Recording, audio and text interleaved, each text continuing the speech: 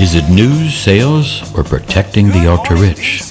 Well, it's shaping up to be another beautiful 4th of July weekend. Here in part one, most people don't trust the news. We've learned to distrust it. There's lots and lots of data that have told us that it's really not worth trusting anymore. We are all being manipulated by the mind control of the ultra-rich, trying to sell us, trying to distort us, trying to control us. There's lots and lots of data about this, and we're going to present some of this in this little movie here. You don't like Credence? This is like having a pine cone shoved in my ass. Okay, really? Wow, that's mature. Come on, man, I'm cooperating with you. $1 million this weekend for 2 shows. When's the last time you remember turning on the radio and listening to popular music? Or just give me a decade. The 70s? I'm guessing was Michael Jackson still black? Pearl Jam, I'll go back 10 years with you. 10 years. 20 years. The Cure? Nothing? It's called News Radio. Just trying to see if any of your friends from Camden made the headlines. Hold on. This is the news. You got a problem with the news now?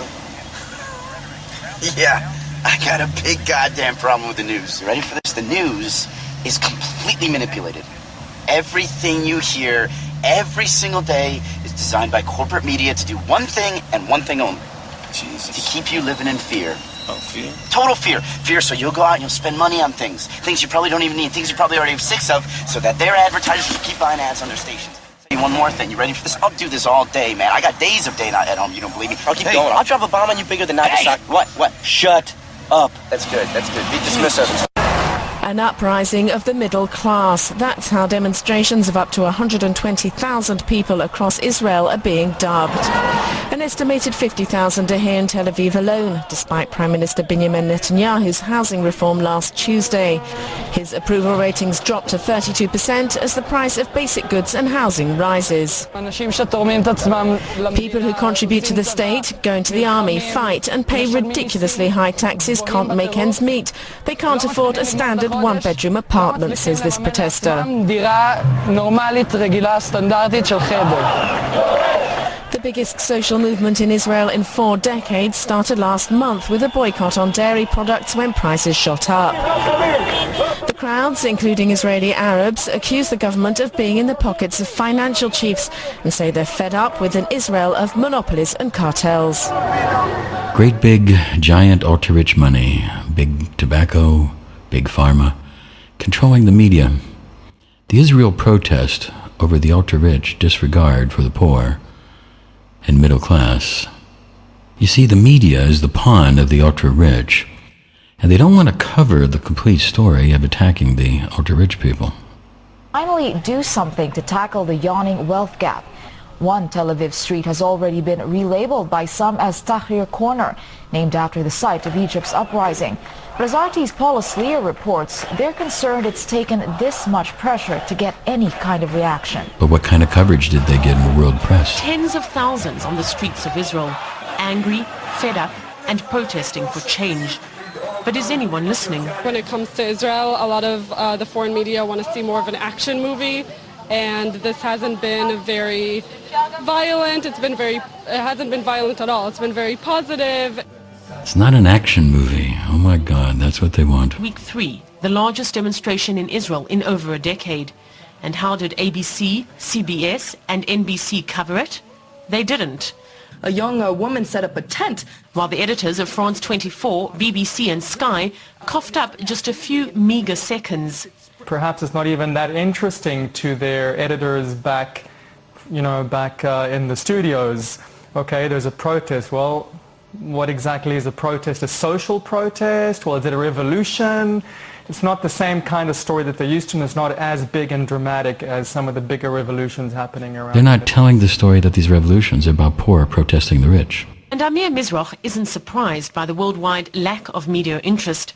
He's worked in the Israeli press for a decade, reporting for media both foreign and local. There is a box that the international media has put Israel in, and that is the Israeli-Palestinian conflict, also the Israeli-Lebanese and Syrian conflict.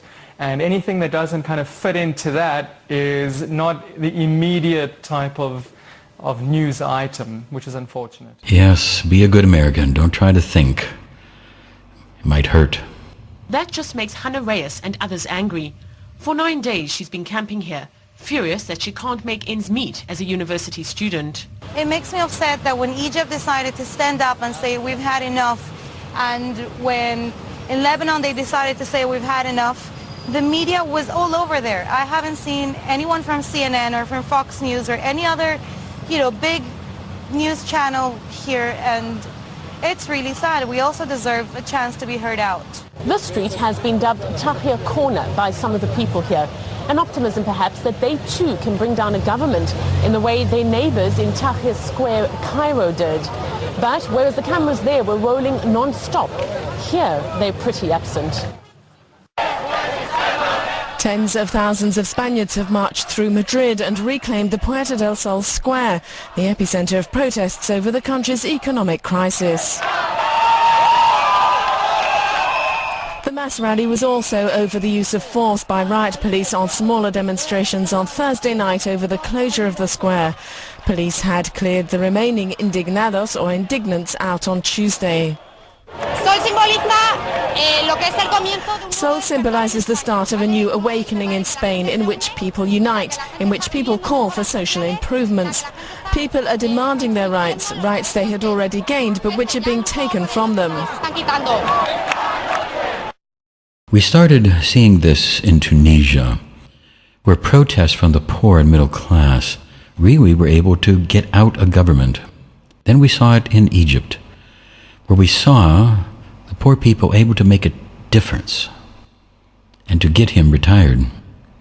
But they don't really want to cover this story in the American press. In the American press it's called riots, not really poor protests, because they don't want Americans to know that there is power in the streets. They don't really want that type of story told. So the world media is not really telling the story that's happened in Yemen and all around the Mideast, Israel, and etc. They don't really want to tell that whole story. In London, the rioters are out there because money's been taken away from them. They don't have the things that they could do anymore. You see, it used to be no such thing as billionaires. In 1985, there was 13. Now there's over 2,000 of them.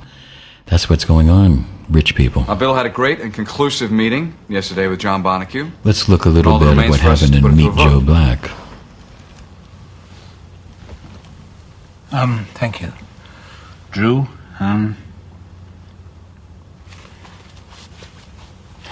yeah.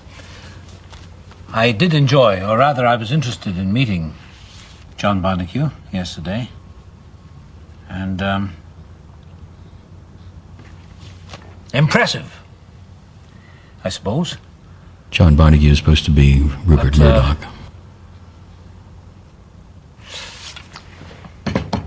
But it did get me to thinking.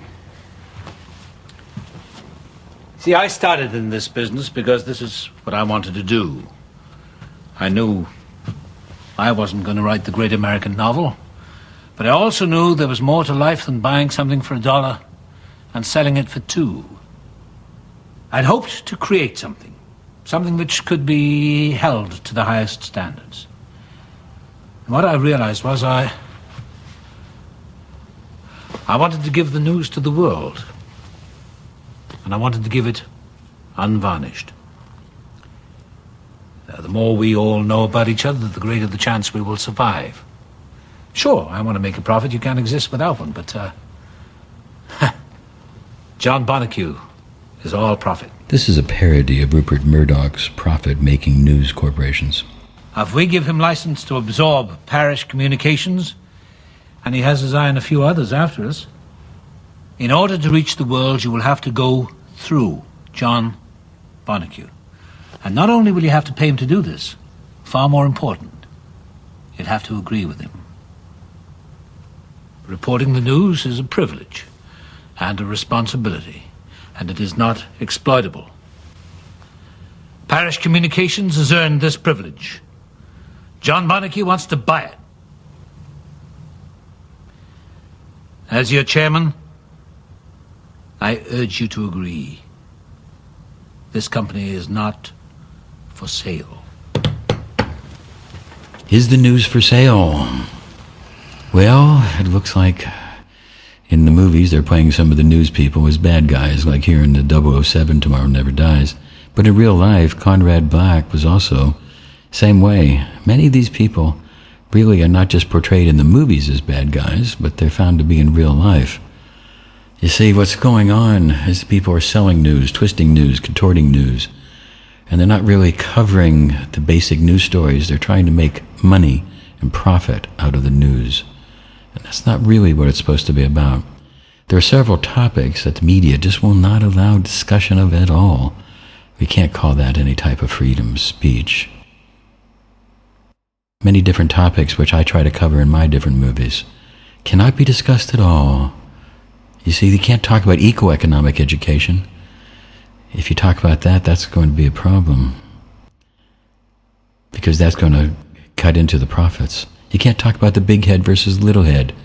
No, don't want to talk about those type issues in the press. Don't want to talk about the body electric and interfere with the profits of the drug companies. And you sure don't want to discuss that synthetic drugs are an insult to the body. You see, we like to think that there's real freedom of speech, freedom of the press. But ultra-rich has really seen to it that is gone. Biggest selling newspaper, The News of the World, has announced it's shutting down this Sunday in response to a phone hacking scandal.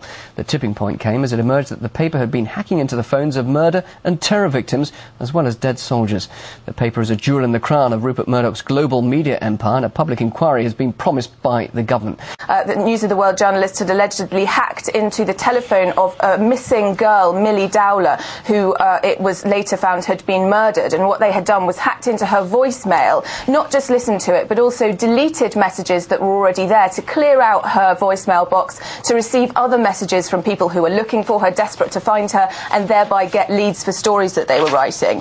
We also now know that allegedly senior police officers had been bribed by the News of the World for tip-offs on criminal investigations and other confidential information, which is of course a crime. Of course, arrests would have been made in connection with bribing the police, very high-profile arrests. So really, there are two things that we should take away from this for now. One of them is surely this kind of action couldn't have taken place without an okay from the very highest level. And in fact, I spoke to someone today who knows the editor, the current editor of the News of the World. Rupert Murdoch said to her, you have to keep this paper in high circulation, around 4 million copies a day, and you have to do it by any means possible. So it's almost like he was giving the green light to that from the very beginning. We don't know that, of course. And also, is this an isolated incident? Is phone tapping and hacking something that goes on throughout News Corporation? And is it an isolated incident within News Corporation, or are there other newspapers, in fact, in the UK who engage in those kinds of behaviour? Those are the questions we should be asking. And really, the questions that we should be asking, we're not asking. And what takes down Rupert Murdoch is really just a little story about wiretapping a couple of little people. Not really into the different ideas of what he's really doing and how he's twisting the news. I love this little picture with the horns and guy's shirt above it. But we need to take a look at, here's what Chinese television has to say. Would cover how editors were made aware of where stories came from. It would also cover how and under what circumstances Trinity Mirror pay for stories. CNN has posted both an op-ed and video segment talking about the future of journalism. The author points out Britain is an uproar over the scandal, which will have international implications on media ethics. There is no statutory control of newspapers. There was a form of self-control called the Press Complaints Commission, which was staffed mainly by, it seems, by serving editors. This was extremely weak and has showed itself to be utterly powerless and toothless during this scandal. In addition, membership is voluntary, and one of the newspaper groups has pulled out. So that will definitely be changed. There is an inquiry has been set up to come up with new ideas. The Press Complaint Commission is an independent body which administers the system of self-regulation for the press in Britain. It does so primarily by dealing with complaints, framed within the terms of the editor's code of practice about the editorial content of newspapers, magazines, their websites, and the conduct of journalists. I think the media needs to regulate itself, and you have a discipline also of the market, because if the readers and the advertisers decide that they no longer want to deal with a particular news brand, then that brand will die, which is of course what happened with the News of the World. The brand became toxic, and so it had to die. But the hacking scandal shows that self-discipline alone is not sufficient. Whether there is a need for stricter regulation and who administers it are old questions for journalism. What there will be, I think there will be a more powerful body where people who feel that they have been wronged by the newspapers have a right to go to it and a right to receive a fair hearing, and if they're found to have been wronged, to get their view across in a prominent position. But I think under the pressure of public opinion, there would be a more realistic forum where readers who feel they have been abused by the papers can get some, if not justice, can get a hearing and some recompense, and indeed, if necessary, a correction. Meanwhile, governments are considering necessary regulations. An inquiry into the phone hacking scandal ordered by Prime Minister Cameron opened on July 28th. The inquiry will focus on media ethics and decide whether tougher media regulation is needed. Australian Federal Privacy Minister Brendan O'Connor confirmed that the Australian government was considering whether to strengthen privacy laws, paving the way for Australians to sue media organisations for any breaches. Besides media ethics, public criticism has concentrated on Murdoch's control of a huge proportion of local and global media through News International and News Corporation. Experts say it diminishes competition and diversity on the global media landscape. The public may be adequately acquainted with the Murdoch perspective. The conglomerate Murdoch controls through a family trust owns a movie studio, a broadcast network, pay TV channels, and newspapers around the globe. The media titan was ranked by Forbes magazine as the 13th most powerful person in the world in 2010 and the 117th richest, with a net wealth worth of more than $6 billion. Although Murdoch closed the News of the World and abandoned the bid for B-Sky B, he still owns The Sun, The Times, and The Sunday Times, and 39.1% of B-Sky B in Britain.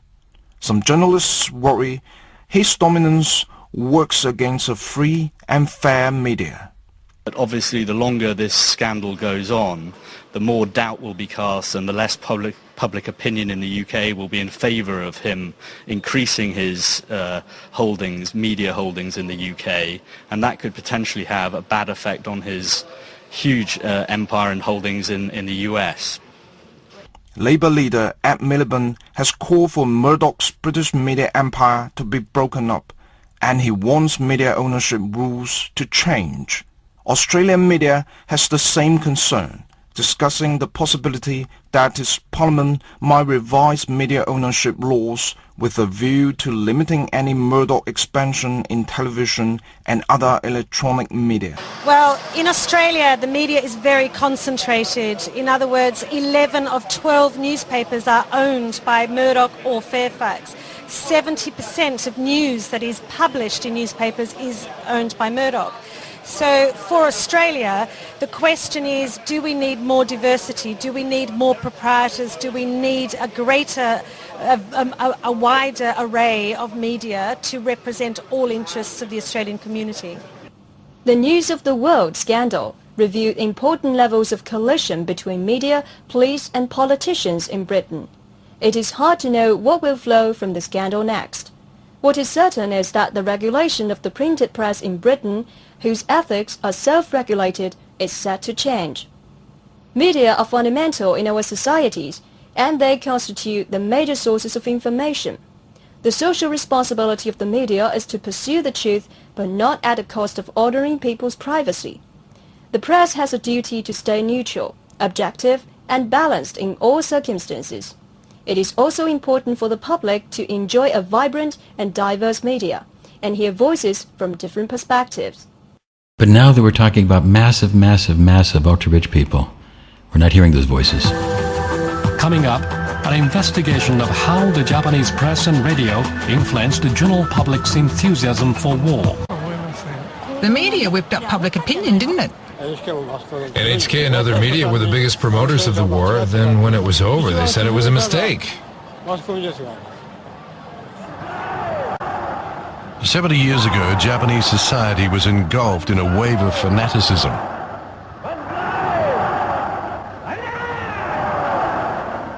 The nation was heading down a deliberately engineered path to war.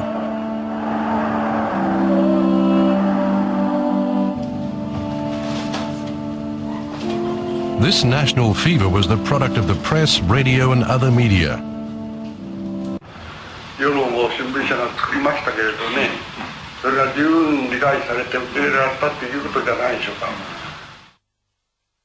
These accounts also shed light on how the military used the media to manipulate public opinion. 軍がだんだんこの力を持ってきてしまう。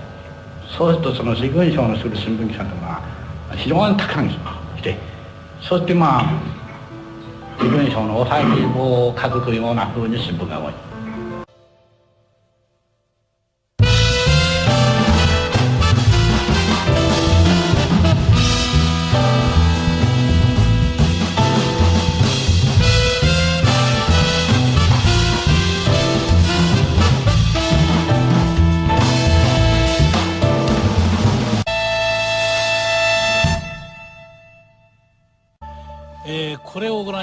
Take a look at this chart. It shows the combined circulations of Japan's three major newspapers at that time. You can see the number surged in the period leading up to the war. This is why it's said the media played a major role in driving the nation to war. Welcome. Takeji Muno is one of the few pre-war newspaper men still alive. This is from before the war, when I was a reporter. It was the Manchurian incident that prompted Muno to become a reporter. But on the day the war ended, he had it in his resignation, feeling responsible for the war as a journalist. Every newspaper publisher saw their circulation increase at the time of war. More people, especially the parents and wives of those on the front line, bought newspapers because they wanted to be updated on the war. So, war was not a bad thing for newspapers in terms of business. Did newspapers drive public opinion? I believe they did. After all, newspapers carried false stories saying Japan was winning when it was not. I'm sure the public believed them and were fooled into thinking things would be even better in the future. At a time of global depression, the success of Japanese troops in Manchuria elated people back home. It also proved a shot in the arm for newspapers struggling with slow sales. There's no doubt newspapers saw their sales rise from the Manchurian incident. They then scrambled to escalate coverage of the event, further boosting their readership. That, in turn, drove the masses to clamor for the military campaign to be expanded. Live broadcasts from the front were quite popular. Public support for war was a must. The message had to be Japan is winning. There was no other choice.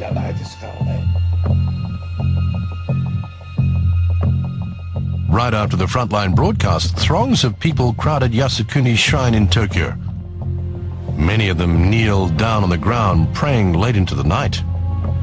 Because of the radio reports, the public had an inflated view of Japan's military power, unaware of what was happening in the battlegrounds. I figured we were winning. At the time, I never thought Japan would lose. Radio was like a god. That's what we thought back then. We trusted it completely. We believed the military was strong. The media had turned public opinion into national frenzy, which was one of the factors that drove the Japanese to war. The true role of journalism is to investigate events in the world and present correct information on them to the public. That way, people are able to make cool-headed decisions. But as we just saw from how the media behaved in wartime, what's apparent is that things start going wrong for the whole country as soon as the media runs off the rails. It really doesn't take much time for the nation's fate to change drastically. The media has that kind of power, and we've been reminded of that fact.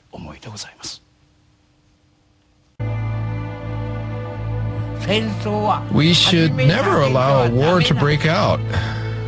We must not let that happen. After starting a war, you might realize how terrible it really is and try to stop it, but it's too late. You can't stop a war once it begins. Then, what do we need to do to make sure we don't start one? That's easy. We need to find out what's actually happening in the world. What are other countries like the United States, China, or Russia thinking about? We must be aware of the reality that surrounds us and honestly let each other know.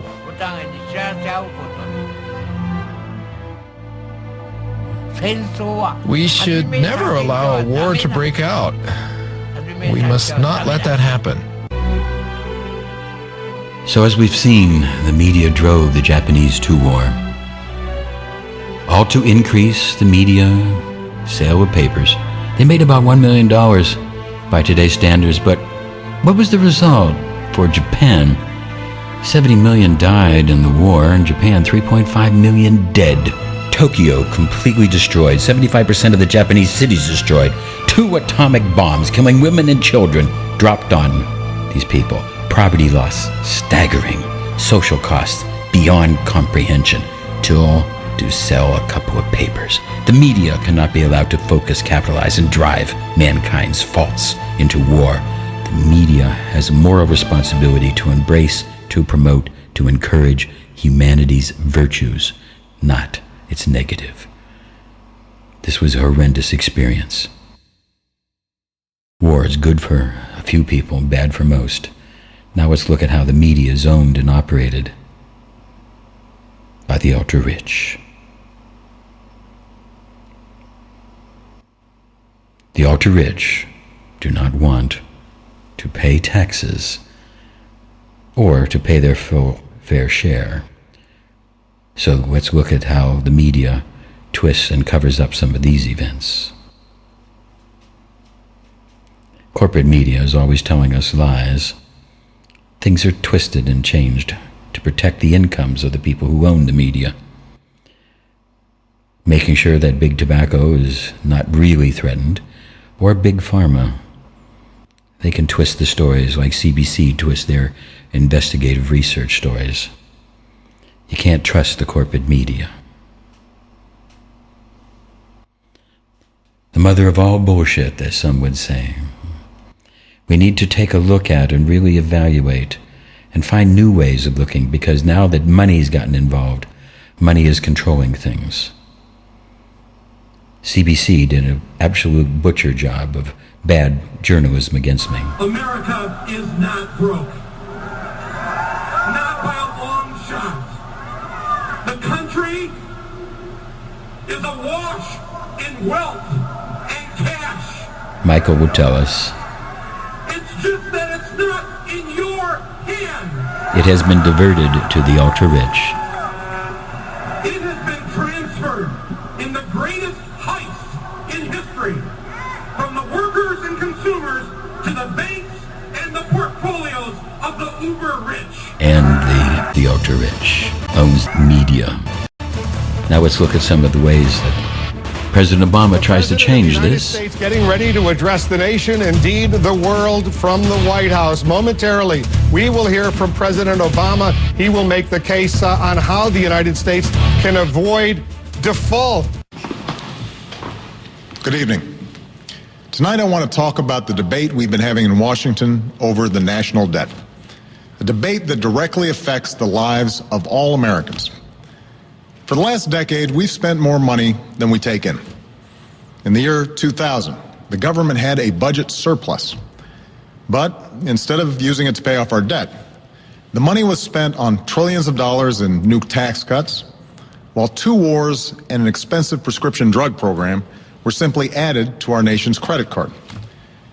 As a result, the deficit was on track to top $1 trillion the year I took office. Let's ask the wealthiest Americans and biggest corporations to give up some of their breaks in the tax code and special deductions. This balanced approach asks everyone to give a little without requiring anyone to sacrifice too much. It would reduce the deficit by around $4 trillion and put us on a path to pay down our debt. Lawmakers in the U.S. Congress are voting to approve the last-minute $2.4 trillion deal to raise America's debt borrowing limit. The plan, which was backed by the White House on Sunday night, will allow the $14.3 trillion credit ceiling to be increased, preventing America defaulting on its debt. We need a bigger plan. We need people that are willing to make the hard decisions. But right now in this country, making the hard decisions doesn't get you reelected. Republican leaders say they're optimistic the vote will go through. Vice President Joe Biden has been trying to convince those still undecided, including House of Representatives Democrat leader Nancy Pelosi, who criticized the lack of new taxes for America's wealthiest. Possibility the US's credit rating could be downgraded from its current AAA as details of the deal disappointed the experts at the credit ratings agencies. Ratings agencies were talking of wanting to see tax increases of the order of something like $2 trillion. And as far as we can see in the small print of this, there are no tax increases at all here. So the reduction's all going to come on the spending side. Which will put more downward pressure on an already weak US economy. So investors went back to selling shares and moving their money into so-called safe haven assets like gold and the Swiss franc. America's credit rating drops because they would not tax the ultra-rich. There's no room to really cover this story in the media. Its AAA credit rating for the first time ever. Standard & Poor's has downgraded the states to AA+ in a move likely to raise borrowing costs in America. S&P says the fiscal consolidation plan agreed earlier this week falls short of what's needed. President Barack Obama was given advance warning of the downgrade.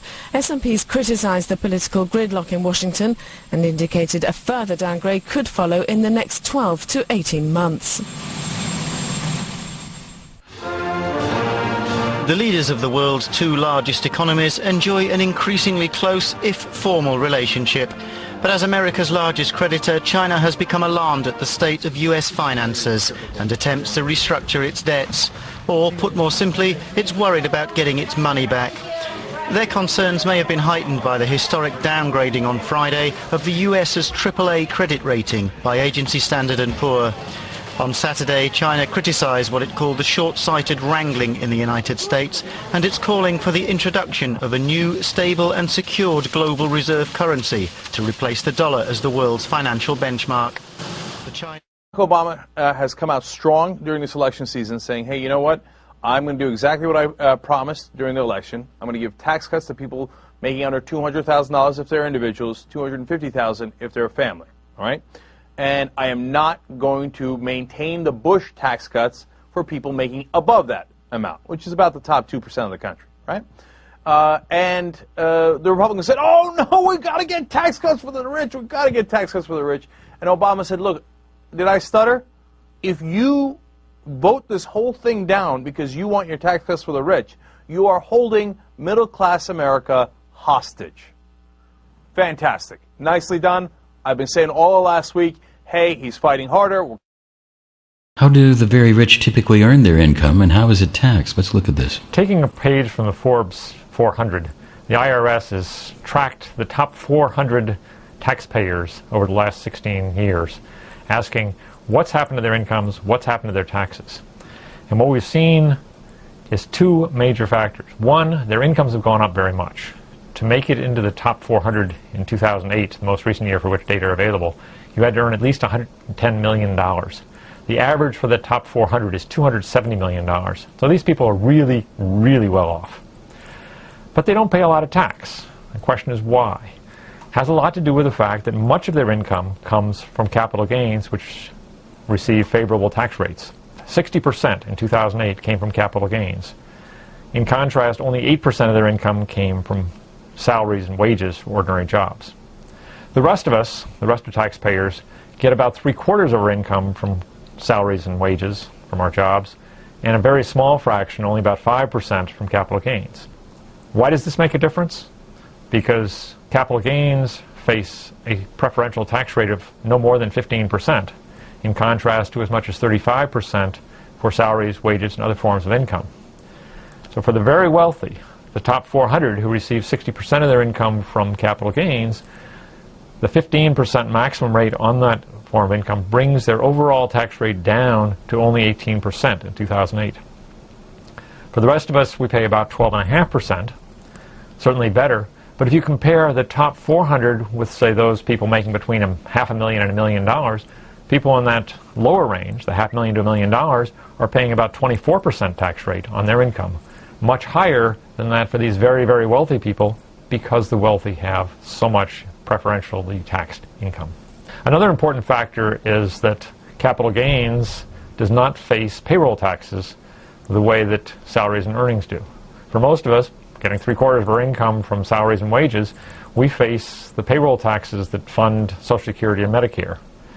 That's a 15.3% combined employer-employee rate, which for the wealthy earning most of their income from non-salary don't face at all. Last year, Roseanne Altschuler and I took a look at the question of what would happen if we raised taxes on a much broader segment, the segment the president's aimed at with incomes above $250,000. Suppose we raised their rates and only their rates. What would we have to do to close our budget gap, not completely, but bring it down to about half its current size? The answer was we'd have to take the top tax rate from the current 35% up to 77%. And that assumed that there would be no change in behavior on the parts of the people being subject to those higher taxes.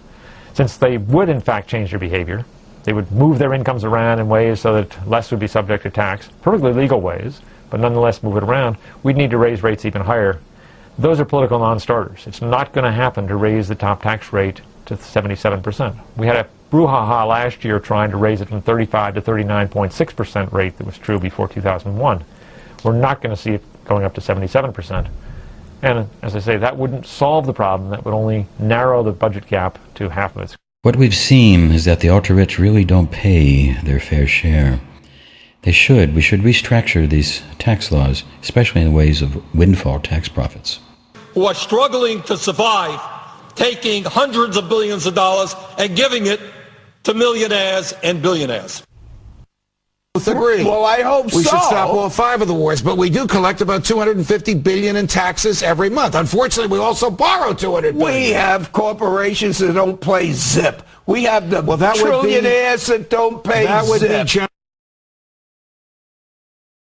You've been a huge supporter of Ben Bernanke, the Fed chairman, calling him a hero. Yeah. He warned this week about the ballooning deficit. He also said we can't raise taxes now and we can't cut spending now, but we have to be aware of how serious the problem is. Your take on that? Well, I wrote an article a year ago and said the same thing then, but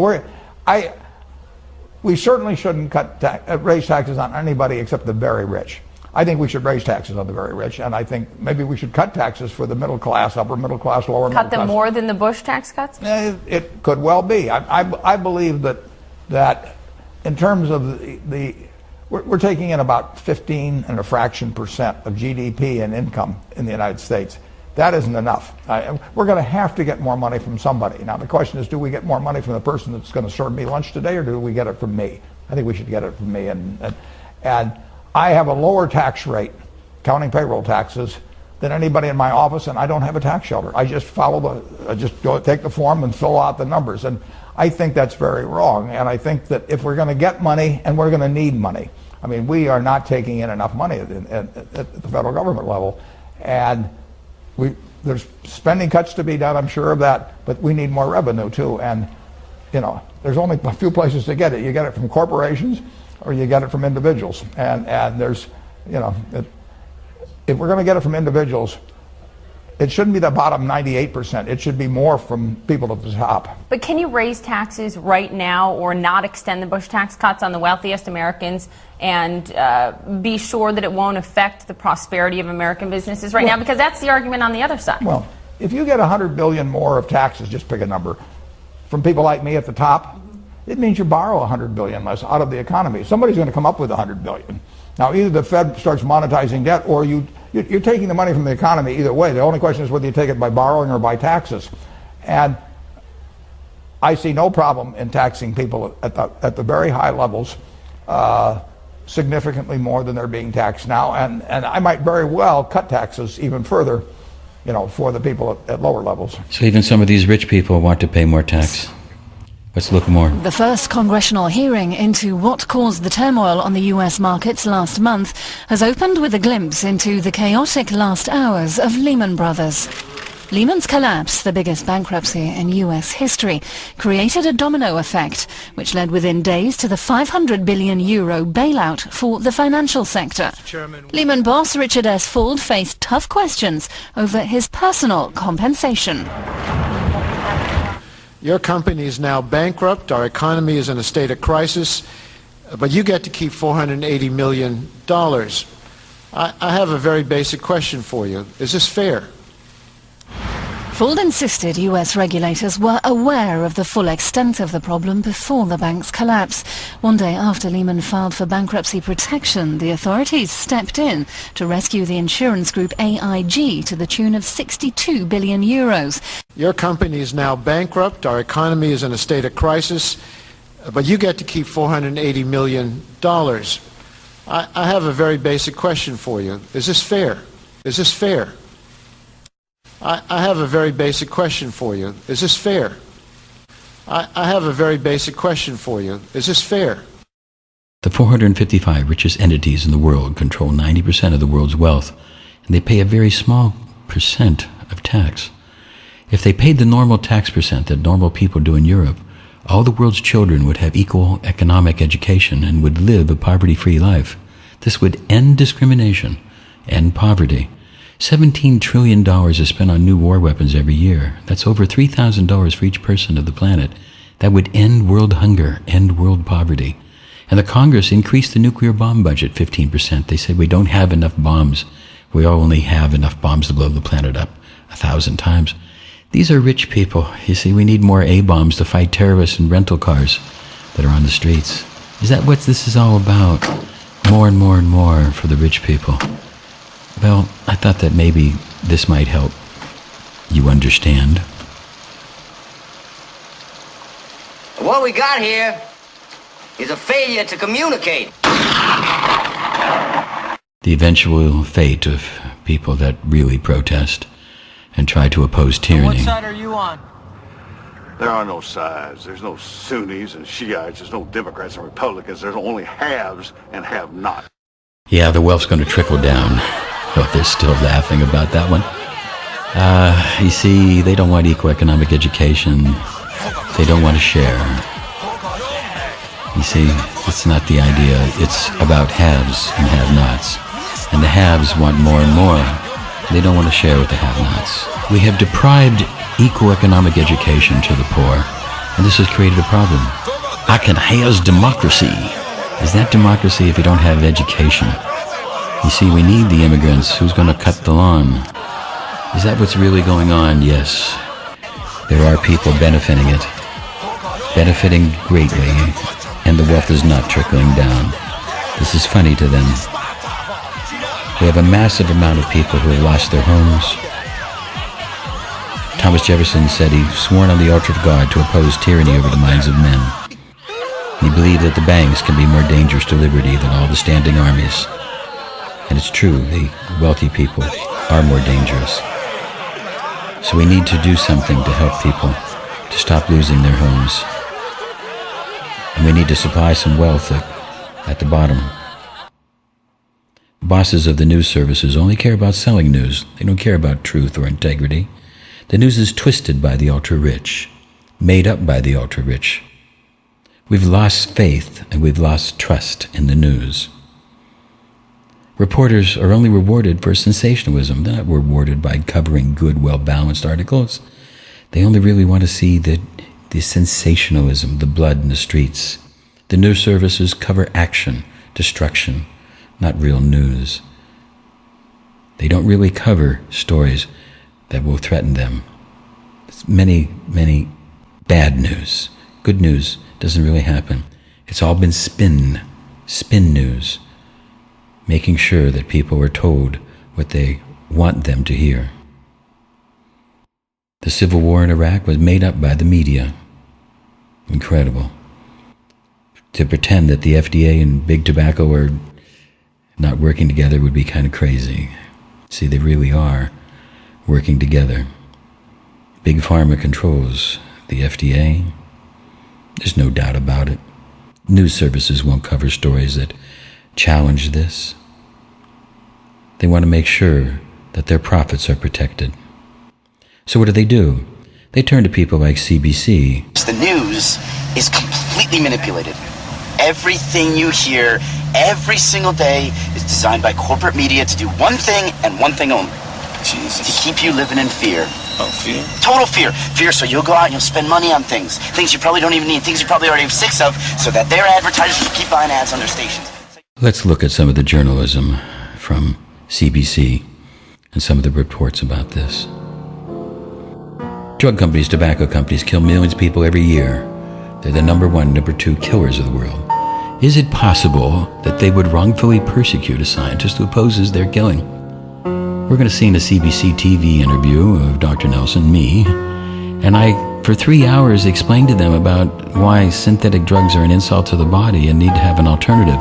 But they didn't show 1 minute, not 1 second of anything of that. What they showed was sensationalism twists. It is known that everything is made of electrons, protons, and other particles. The body electric is thus also made of electrons, protons, and other particles. It would make sense then to anyone that knows this, that this should be used in medicine, to measure the body electric and to develop therapies that are to do with electronics. Let us take, for example, an idea that if a scientist were to develop a measuring device and perfect it, and a device that not only measured but was able to give out electronic pulses, that was able to be used for therapy. If a scientist were to be able to develop something like this and perfect it, that scientist may or may be a little bit unpopular with people that may be threatened by this device. Let's look at this a little deeper. Who could possibly be threatened by the idea of an electronic device that had no side effects, that caused no harm, but caused some kind of therapy, that gave some kind of healing? Well, people that were profiting from healing people in other ways. People who were making chemicals, synthetic drugs, pharmaceuticals. If therefore a scientist were able to develop and perfect a machine such as this, it would be logical that he wouldn't be so popular with those people that were profiting from drugs that they were selling, from materials that they were selling, because it would hurt their business. Let's look at a little bit at synthetic drugs. What would happen if the same scientist who found or invented a machine like that were to also find and prove that synthetic drugs, chemicals, were incompatible with the human body, that it caused harm to the human body? Yes, there were immediate healing effects, relief of symptoms, but it caused serious harm, long-term damage, and even killed people. What would happen to this scientist? The purpose of doing an interview is to get information and present it to your audience in a fair and balanced way. And in order to do this, you have to ask certain questions and find out what the story is. And in the interview that I just saw over the last 5 hours, which was the tape that you haven't seen with Desiree, explaining about her son Daniel's autism, which is the reason why she initially got into alternative medicine and certain things of this aspect, is not even presented. Desiree spent 3 hours explaining and showing and proving that synthetic drugs are an insult to the human body, and they didn't show not one iota of that part of the interview. Desiree showed them over 200 studies and 80 textbooks, and they didn't reference any of that material which supports her research. When you purposely hide information that your viewers would be able to make a conscious decision about what they're hearing and what it is that they're supposed to understand, it is a lie by omission. And about 90+% has been left out of the interview that would support what Desiree is doing. A miracle device claiming to treat autism, Parkinson's, and just about everything in between. Quantum biofeedback borders the fine line of healing with the help of electronic frequencies, a practice so controversial that lawyers for Austin's own Lance Armstrong have filed a cease and desist order. KXA's Matt Fleener investigates these amazing claims in today's Live Well Health Alert. Matt? Well, right behind me is the EPFX, the electrophysiofrequency X-Roid. It claims to help your body heal itself by sending electric signals to cells in your body that have negative energy. But the FDA says it can't be imported into this country anymore. It's investigating the developer, who is a federal fugitive.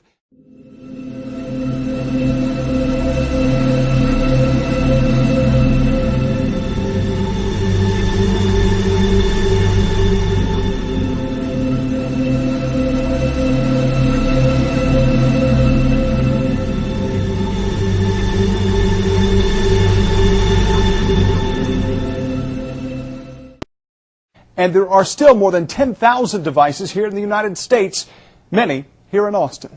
It's quantum physics. It looks like something out of a sci-fi novel. Science on this is like solid proven. Hooked up to the EPFX, James Cambridge is ready for his stress-reducing session. The higher the reaction, the more stress. Melissa Rogers is the specialist. Concentrate on your knee. By clicking a few buttons, including one labeled treat, she says the EPFX will help Cambridge's knee. It's measuring the stress. Stress is the key word for the biofeedback device. Anytime anybody's sick, you've got stress. And Cambridge says with months of EPFX sessions to reduce knee stress, his knee pain is gone. You know, if I want to run up the steps 2 steps at a time, no problem. I have fibromyalgia. But for someone diagnosed with constant pain, the sicker I've become, the more of a skeptic I've become. Molly Black has posted online how she thinks the EPFX is quackery.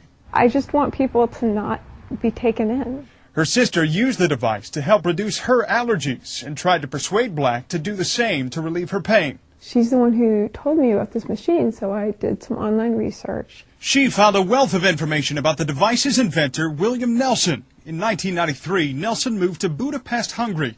Federal court records show authorities indicted him on fraud charges for the EPFX.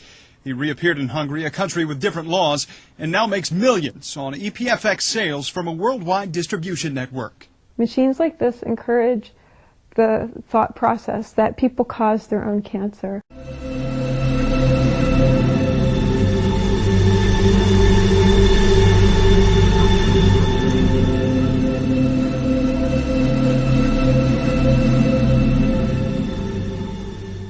Thank you, Mr. Chairman, for holding this important hearing on the FDA. Congress is now investigating the EPFX, but by using terms like stress reduction, it's still legal, and people can still make money. In fact, he had not ever used the machine. Some therapists even used Austin's own Lance Armstrong to endorse the device. He's never used it.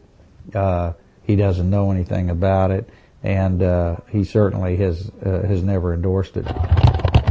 10 EPFX websites were ordered to cease and desist after Armstrong's attorneys discovered the sites were misrepresenting an endorsement. Armstrong's former chiropractor, Jeffrey Spencer, claimed he used the machine on U.S. cycling team members during the 2003 Tour de France. He's so fast! But Spencer never claimed he used it on Armstrong. Molly Black says she'd never use it. I haven't tried a lot of things in my life. That doesn't mean that I need to try them in order to find out they're going to be good or bad for me. That's the Frankenstein part of it all, man. For those that aren't scared away by the controversial science, Best money I've ever spent. Best money I've ever spent. Best money I've ever spent. while it's still legal, they'll continue to pay for more. There's nothing that any of them can say that's going to make me believe it doesn't work. And a spokeswoman for the biggest EPFX distributor here in the United States said, quote, "We're working alongside the FDA to address any concerns they have, and we are also waiting on a promised phone interview from Hungary with the device's inventor, William Nelson. When and if that happens, we'll post it on KXAN.com.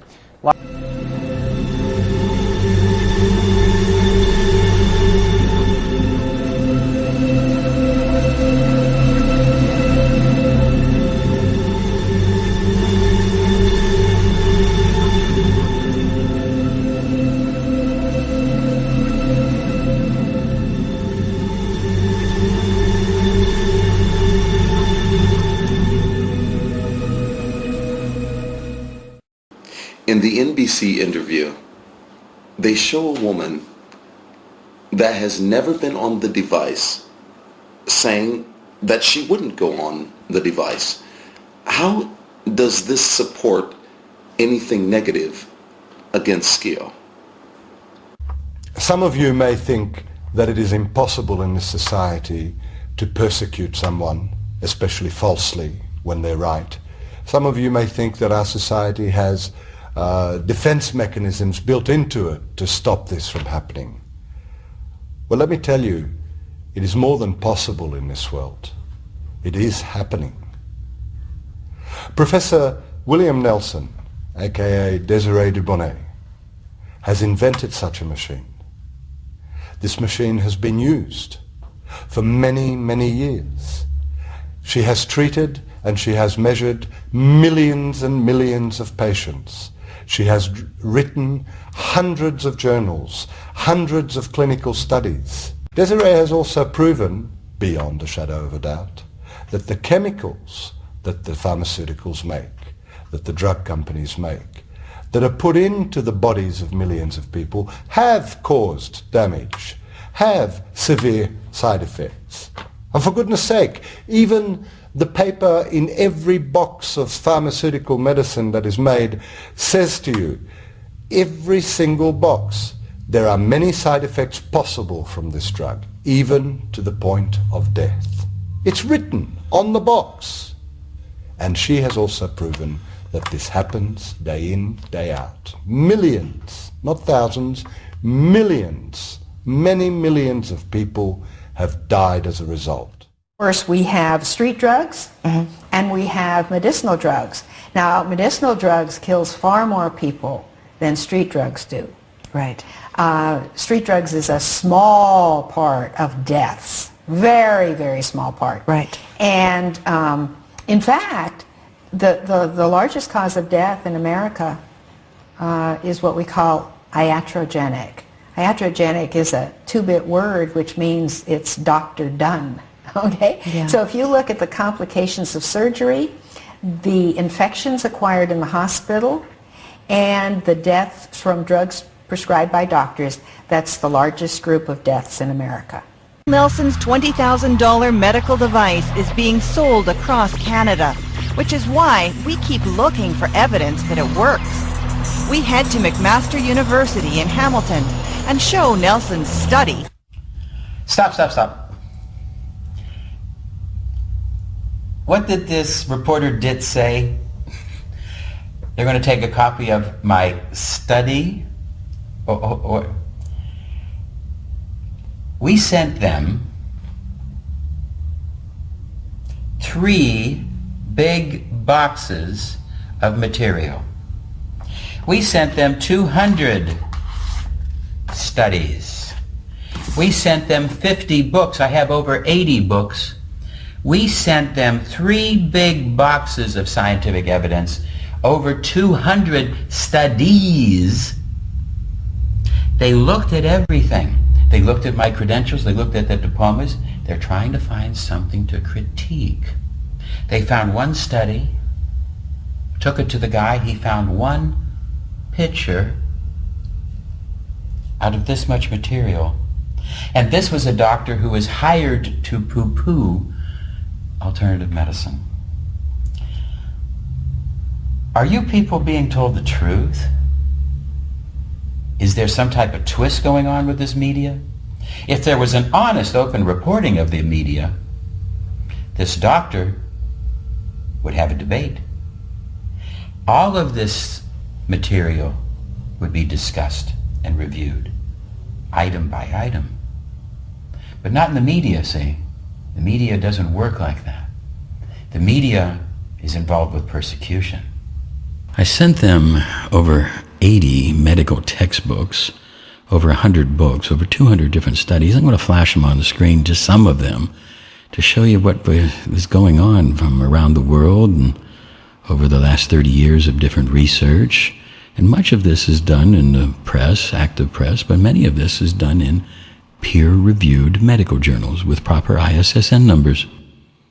As we can see these lists going on and on, all showing safety, efficacy, and incredible results of a non-drug, drugless therapy using biofeedback and electrical stimulation, incredible results, and yet they ignored it. Now, in the interview, after working for 3 hours to tell them about the synthetics and why people need a choice, she badgered me. Why don't I have studies? After I've shown her studies, I've shown her all of this over and over and over again. So she finally kept badgering me. You didn't see any of this, but if you want to see the real total 5-hour interview, let us know. You can look at it, and you'll see why I got a little angry.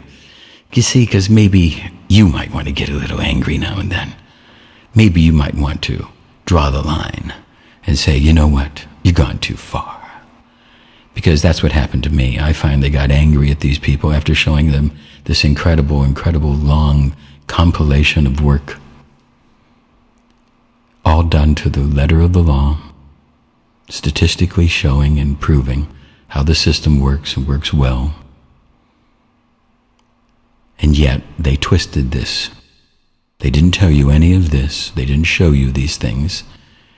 They showed you a little bit. And then she started badgering me. How I could be lying when she was telling the biggest lie of all. And then she was going to put this and cut this massive 5-hour interview to fit what they have already wanted to say.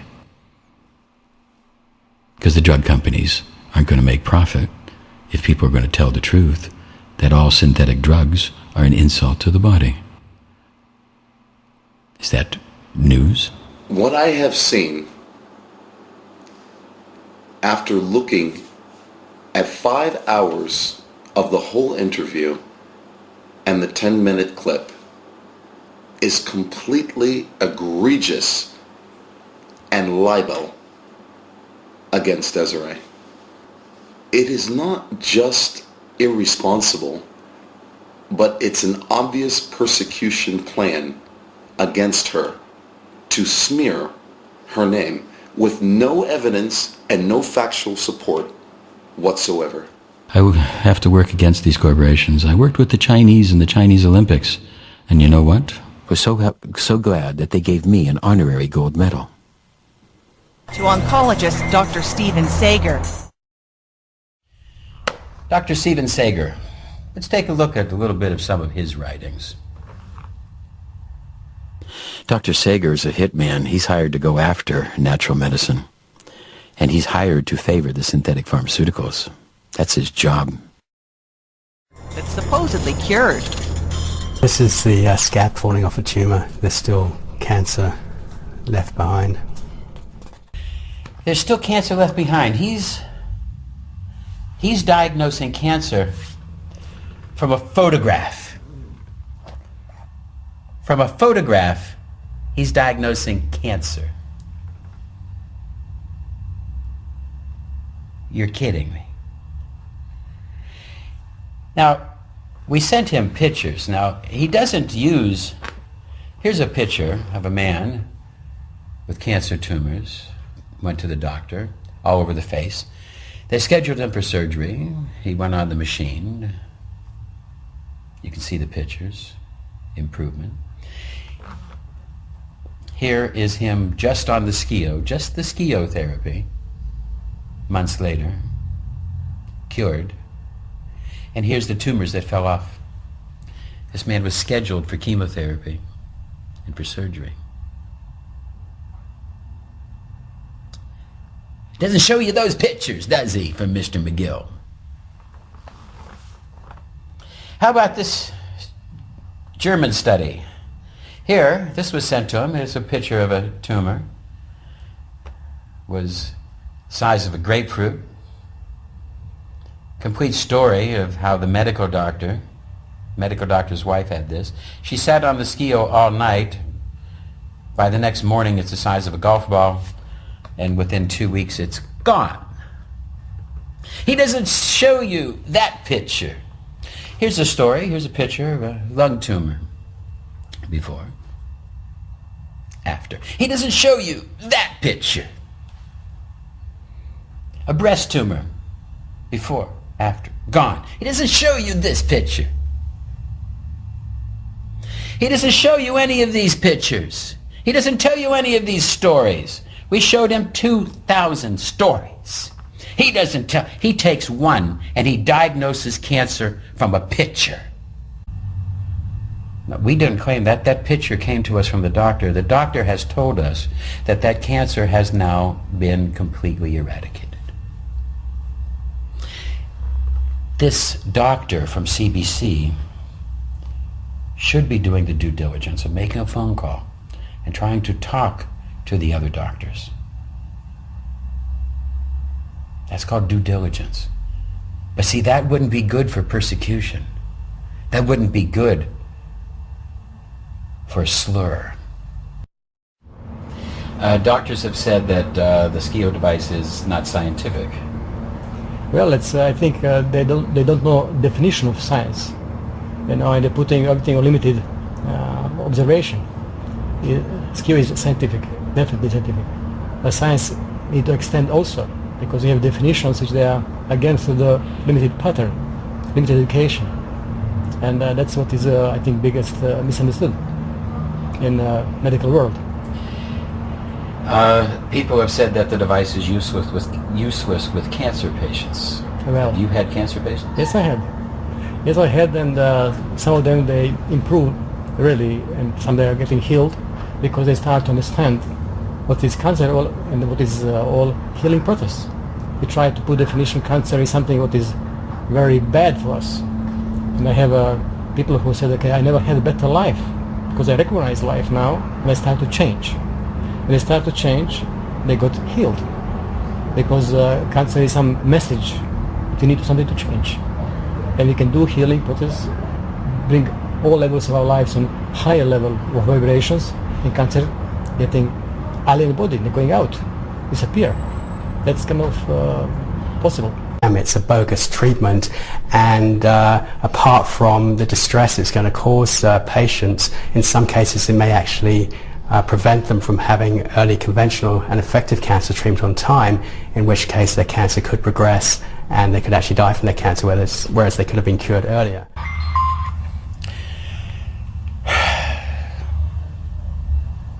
They won't have enough money to buy chemotherapy. Now, cancer's a quasi-industry here. That's why it's called uncurable.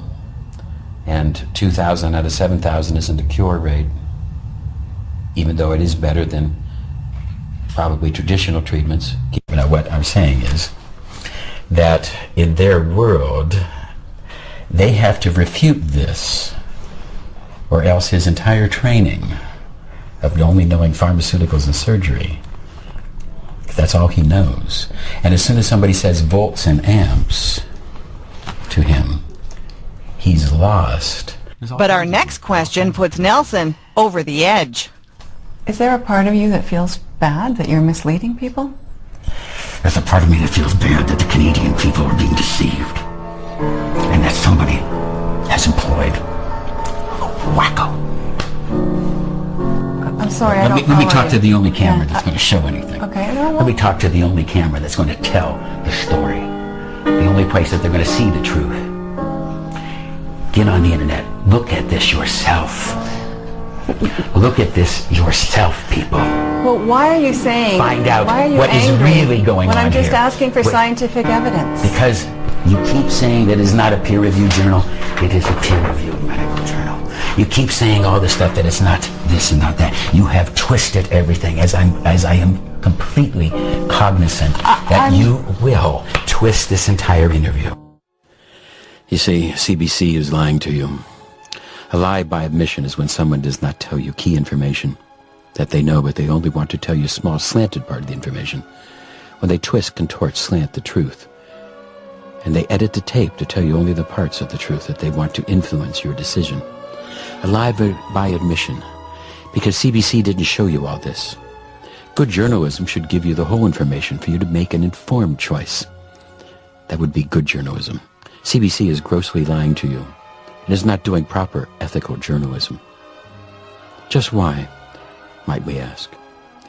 Let's take a look at just some of CBC's many lies. Number one, they don't tell you that Professor Nelson is a qualified professor of medicine and an accredited medical university. As a provider of information, he derives no income from the EPFX. They try to delude you into thinking that this is my machine. It is not. I'm just one of the scientists who worked on it. They do not interview or show you any of the staff at the International Medical University. That would not be good journalism. It would not be good for their persecution. They do not show you the total studies that they received from the university. That's a mission. They do not tell you that Dr. Sager is paid to put down alternative medicine. This is what he does. He does this many times, many places. And they don't tell you about the investments he has in the pharmaceutical cartel. They do not show you the accredited professional, registered, peer-reviewed medical journals who have published positive articles relating to EPFX. They do not show you the science and the books and the thousands of studies done on the body electric. They do not show you any of the thousands of testimonials, the incredible stories of success, the pictures, the incredible pictures of the success of this device. They do not tell you that stress reduction is a valuable part of medicine, and that when you reduce stress, the body gets healthier.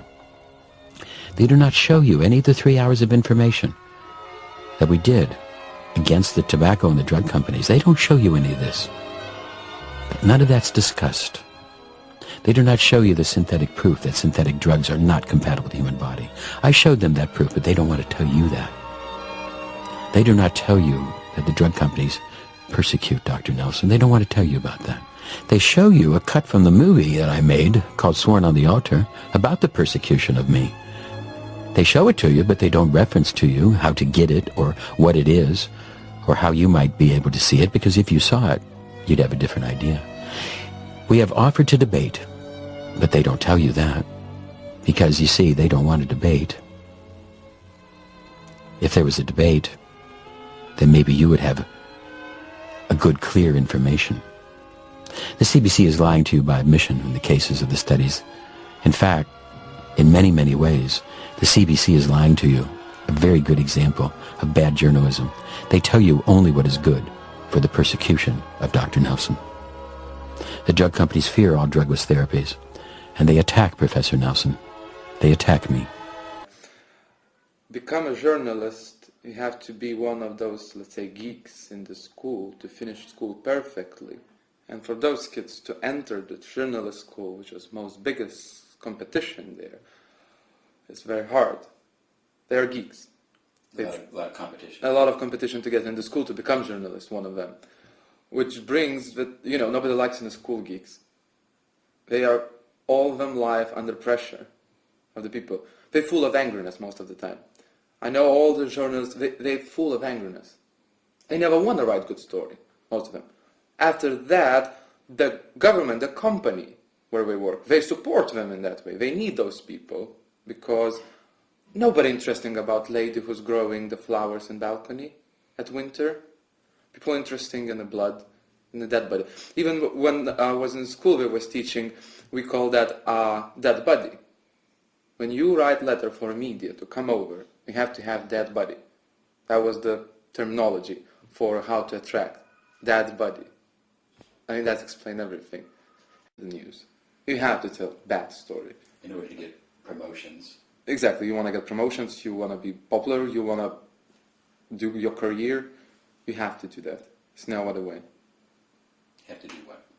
You have to find a dead body. Even if it doesn't exist. Say that this mechanism is in part how terrorism actually works to frighten us, and is there some way that we could counteract that? I actually was consulting recently with the Department of Homeland Security, which generally believes that American security dollars should go to making borders safer. I tried to point out to them that terrorism was a name based on people's psychological reaction to a set of events, and that if they were concerned about terrorism, they might ask what causes terror and how can we stop people from being terrified, but in addition to stopping the atrocities that we're all concerned about. Surely the kinds of a play that at least American media give to, and forgive me, but in raw numbers, these are very tiny accidents. We already know, for example, in the United States, that more people have died as a result of not taking airplanes because they're scared and driving on highways than were killed in 9/11. Okay? If I told you that there was a plague that was going to kill 15,000 Americans next year, you might be alarmed if you didn't find out it was the flu. These are small-scale accidents, and we should be wondering whether they should get the kind of play, the kind of coverage that they do. Surely that causes people to overestimate the likelihood that they'll be hurt in these various ways and gives power to the very people who want to frighten us. I'd like to hear more on this. So you're saying that our response to terror is, I mean, it's a form of mental bug. Talk more about it. It's outsized.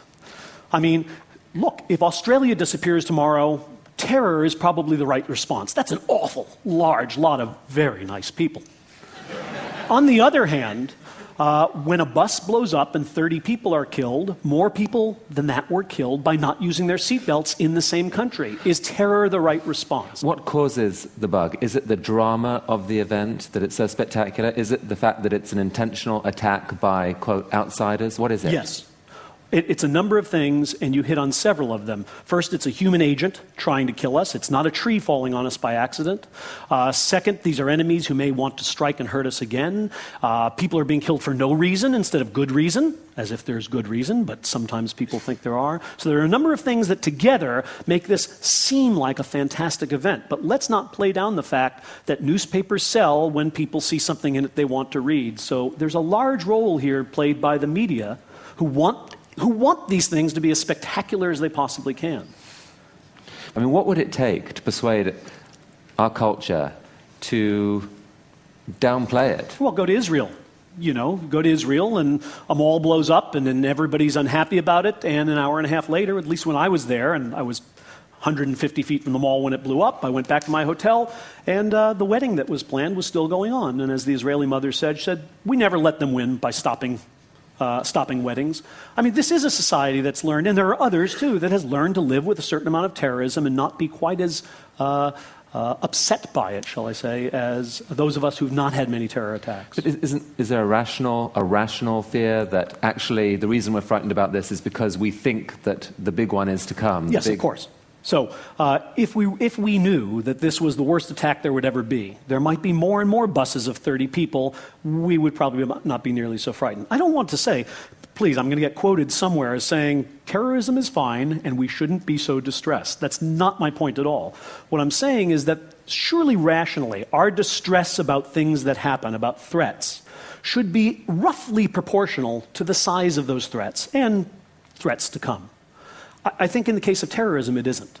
And many of the things we've heard about from our speakers today, how many people do you know got up and said, poverty, I can't believe what poverty is doing to People get up in the morning, they don't care about poverty. It's not making headlines, not making news, it's not flashy, there are no guns going off. I mean, if you had to solve one of these problems, Chris, which would you solve? Terrorism or poverty?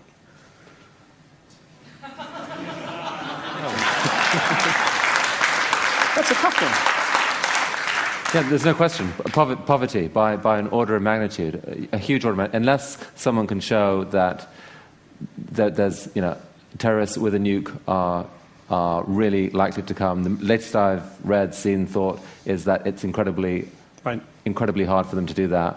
If that turns out to be wrong, we all look silly. But no, poverty, Even if that were true, still more people will die from poverty.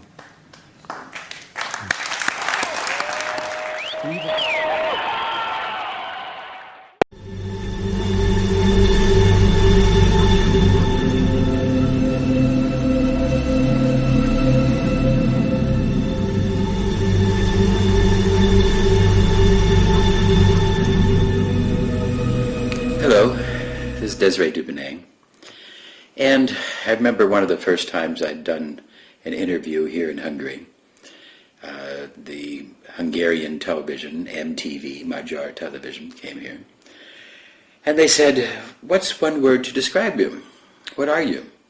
Because you sing rock and roll, you make TV, you're doing movies, movie producer, etc. All these things that you do.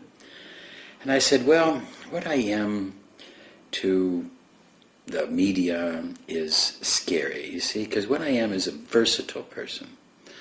I'm very, very versatile. And versatility is something that the media doesn't want. They want to put you in a box, put you in a little box. And I'm very talented as an engineer and a medical doctor and a quantum physicist, and I write books, and I make movies, and I produce and direct, and I star, and I do so many things well, and I'm very, very versatile. Incredible singer, on and on and on. TV show came out, and they said, "What are you, Desi?" And came on and report and said, "What I am is scary." Stop. And I kind of realized that they twist things. Okay. Then the major television, the public television, which is the #1 channel here in Hungary, they came and they got EC money for a show called The Provocateur to do studies and present shows and ideas about discrimination. The man came and shot a whole little story, and I told them how 7 to 10% of the people of the world are born left-handed. Most people are born right-handed, and 7 to 10% are born left-handed. Now, the choice of the hand does not take place in the hand. The choice takes place in the brain. Now, 7 to 10% of the people of the world are born with a cross-gender preference. Most people are, quote, hetero, and some people have a different preference. This happens all over the world, and it happens since the beginning of humankind. People, 7 to 10% of the population is born with a cross-gender preference, and 7 to 10% of the people are born with a cross-handed preference. Just happens. Typical. And now I said only 2% of the people of the world live it. Since only 2% of the people live it, that leaves 5%, roughly 1 person in 20, the same percentage of people that are psychopaths in the population, by the way.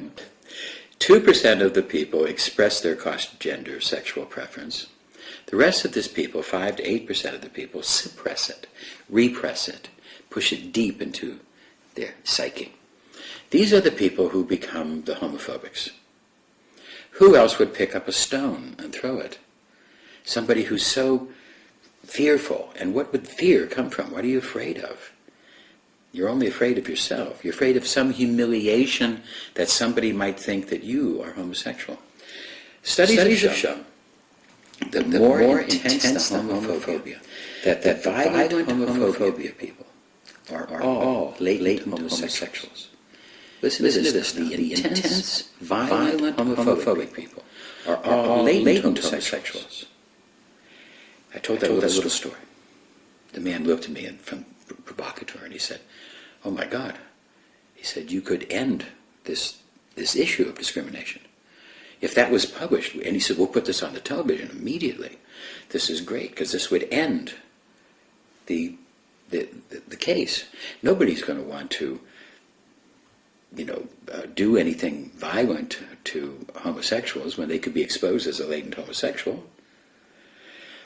TV, the Hungarian television, lost the tape. He came back to me and he said, "I'm sorry, but somebody lost the tape," one of the big executives. 6 months later, he was so excited, he came back and he shot it again. He says, "This is such a great story." So he shot it again. We did a whole show again. And I told my little 2-minute story. And they lost the tape again. The man quit and said he was fed up with how upper people in the media could control and change things. So he decided he was disgusted by that. I'm here to tell you that, having dealt with the media for years and years, and when I went to Arlon in Belgium in the Marc Dutroux case, and I brought a copy of the movie, the story of Marc Dutroux, The Greatest Sin, and how I was able to prove that there was an international ultra-rich pedophile gang that was selling children, killing children, many in Satanistic rituals. I had the proof of this. And not one person from the media would listen or cover the story. That's when I recognized that there really was an ultra-rich control of the media, an ultra-rich control that was censoring, making sure certain stories don't get told, making sure that certain stories were slanted, would not be offensive to the ultra-rich. What I've done here in this little movie is to try to show you how the media does create problems in the world. And it's not easy for them to tell the true story in an even and balanced fashion. But now it's gotten even much worse. It's gotten even much worse. They attack me because the EPFX works, and works really, really well. There are hundreds of articles published in accredited, registered, professional, peer-reviewed medical journals proving the EPFX to be safe and very, very, very effective. In the next part, what can you do? The CBC has bad journalism.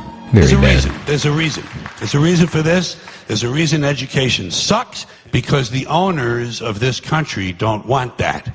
I'm talking about the real owners now. The big, the wealthy, the real owners, the big wealthy business interests that control things and make all the important decisions. Forget the politicians. They're irrelevant. The politicians are put there to give you the idea that you have freedom of choice. You don't. You have no choice. You have owners. They own you. They got you by the balls. They spend billions of dollars every year lobbying to get what they want. Well, we know what they want. They want more for themselves and less for everybody else. But I'll tell you what they don't want. They don't want a population of citizens capable of critical thinking. They don't want well-informed, well-educated people capable of critical thinking. They're not interested in that. That doesn't help them. That's against their interest. That's right. Yeah, they don't really want critical thinking. They like celebrity worship, not really critical thinking. They like the idea of always wanting something different. Then they have to make these celebrities, but not like the days in the 60s where we had protests. Now, no real protest movies, no protest songs. Celebrities only chosen that are going to follow the right line. All controlled by very, very wealthy. You see, our children today can't read. They can't find America on a globe. They don't know who won the Civil War. They don't know anything about the teachings of Jesus or law, but they do know who won the Academy Awards, who wrote their favorite songs, what the celebrities had for breakfast, and what kind of car the celebrities drive, and the shoes that they wear. The ultra-rich have replaced education with celebrity worship, freedom with computer control. They've replaced justice with fear of indictment, replaced honor with greed, replaced love with hate, and they foster all the false beliefs that make them money. The people have no skills to discuss any issues anymore. They can't do anything. You see, it's all about celebrity worship. As if that really is enough. It is not. There's no agency or person that judges the news agencies. They have no real judge. They can just go out there and make up stories, and nobody really scolds them. It's up for people to sue them when they spin. But suing them is difficult and lengthy, and people are terrified of these big money people. When you get into a lawsuit, it's not about right or wrong, it's about money. It's all for sale. Much for passes for on television is just what the rich people want. It's all a twist. It's all sensationalized. You see, because greed is good. Greed's becoming God. Only sexy people, sexy pictures sell. It's not really fair news. It's constantly being twisted. All spun. It's not really right or left, it's right or wrong. We have to stop this idea about the sensationalism. We have to be able to create a new idea. We have to be able to highlight the battle between the ultra-rich and the other people. And there's a time that maybe even you want to say, you know, I've had enough. I'm a human being, my life has value. You know, sometimes you might want to just say that.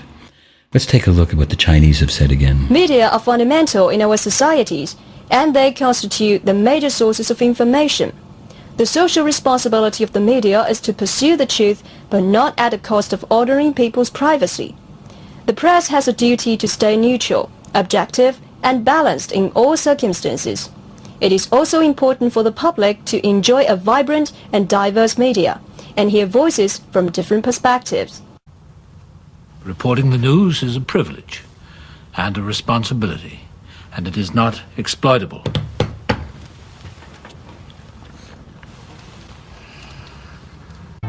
After starting a war, you might realize how terrible it really is and try to stop it, but it's too late.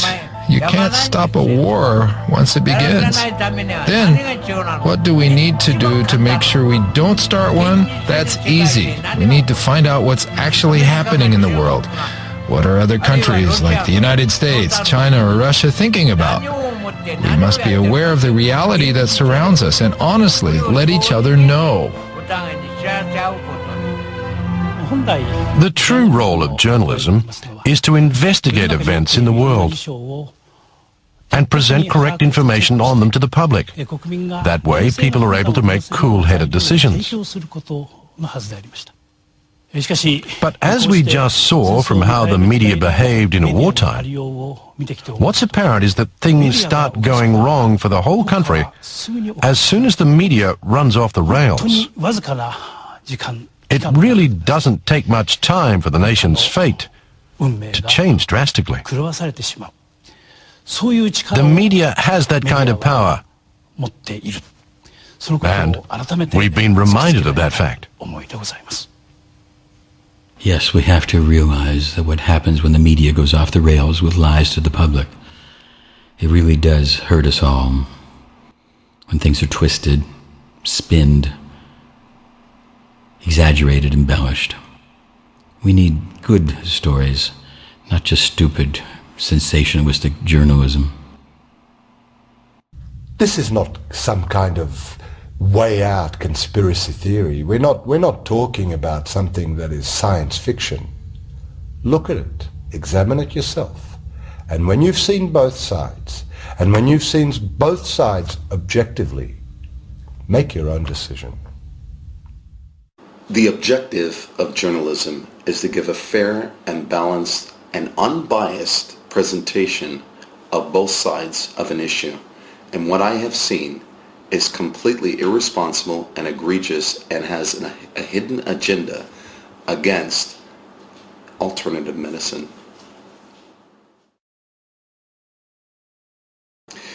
This story goes deeper than just the interview. There is something behind what these news reporting agencies and media organizations are doing. There is a push from the ultra-rich and from the synthetic drug companies to control alternative medicine because it cuts into their profits. There is a fear that if people have a choice, that they will lose profit. and they take the general public as being ignorant enough to follow whatever it is that they present to them, because they are such huge media organizations, that they will do anything that they can and say anything and feel like everybody will follow them like blind mice. Do not let them take your choice away. Open your eyes, do some due diligence, and look and find out the facts. Finding the facts isn't easy. You see, the powerful, greedy, ultra-rich people, they want to manipulate the minds, and they own the media, and they want to control this and push these things on us and spoon-feed us these things. It's not easy to find the real stuff, and the internet is full of all kinds of unvalidated lack of fact-checking. We don't really want to trust the corporate media, but then what else can we do? We have to really look and explore and count on other people to help us. I've tried to make a whole bunch of movies to help this. You see, the FDA and the drug companies are sitting on the research that really does absolutely, without a doubt, prove that a synthetic drug is an insult to the body. They don't want that out because that would interfere with their sales. So what do? Well, it's very simple. They buy the media. They make sure nobody really covers that story. They make sure that the FDA doesn't really see the story. They don't see things. They have conflict of interest. They make sure that chiropractic colleges. They make sure that certain stories are not going to be told. They make sure that those different things are not going to be discussed. It's not that difficult to do when you have a couple of $1 billion to make sure that people don't listen to these different stories. I've made movies about the synthetic drug companies, but not to be shown or heard, shuffled away. Made movies about eco-economic education, showing that that's the crux, the key point, but all whisked away. I've made movies about the big head versus the little head, all shuffled, pushed away. Books, movies, and etc. about the body electric, but not to be seen by the public. It's not really free speech anymore. It's media controlled. Censorship is happening. Trying to make sure that Americans have the blinders on, don't really see the full story, but see the story that they want. Even the internet is becoming more and more censored. And you see, freedom of speech is not a great equalizer when the ultra-rich control most of what's heard. You're going to need to raise your voice a little louder now, a little louder, a little softer now. You have to get good, informed ideas about many different things. You have to be able to look deeper. Don't just be spoon-fed by the media. Don't be spoon-fed by the big corporations. You see what happens when you get too much of the big corporations. You see, they write the different stories, but what can you do? What can you do? Well, an invasion of armies can be resisted, but not an idea whose time has come. I put the ideas into my movies. There's a whole persecution movie to explain about the persecution. Return to the garden, how we can return and bring harmony back to the planet. The chess movie. I've made over 50 different movies, quality full-length movies. I've written over 100 medical textbooks, different other books, journals, teaching videos, The Teachings of Jesus, The War Crimes of Harry S. Truman, many, many different things to help get different opinions across. Not to say what is true or false, but different opinion, freedom of speech. The multimedia ultra-rich have deprived that and made sure that none of my stuff can come forward. And that really is proof that there's a problem. Desiree is the man who left America to find freedom, and who is no longer a man, but possibly an angel. So what to do? It's about learning critical thinking. But it's not just about right or wrong, because that's very difficult to discuss and how to really know. It's about discussion, freedom of choice, freedom of information, freedom of speech, development, true democracy. There's nothing more powerful than an idea whose time has come. And we need to discuss these different ideas. And the media has been all about squashing different ideas. It's time for us to open our minds and open our hearts and open the media. This is Desiree signing off. 3, 2, 1. 3, cue announcer. Ladies and gentlemen, let's hear it. How do you feel? We're mad now, and we're not going to take this anymore. Because less than 3% of you people read books. Because less than 15% of you read newspapers. Because the only truth you know is what you get over this tube. Right now, there is an entire generation that never knew anything that didn't come out of this tube. This tube is the gospel, the ultimate revelation. This tube can make or break presidents, popes, prime ministers. This tube is the most awesome goddamn force in the whole godless world. And woe is us if it ever falls into the hands of the wrong people. The largest company in the world controls the most awesome goddamn propaganda force in the whole godless world. Who knows what shit will be peddled for truth on this network?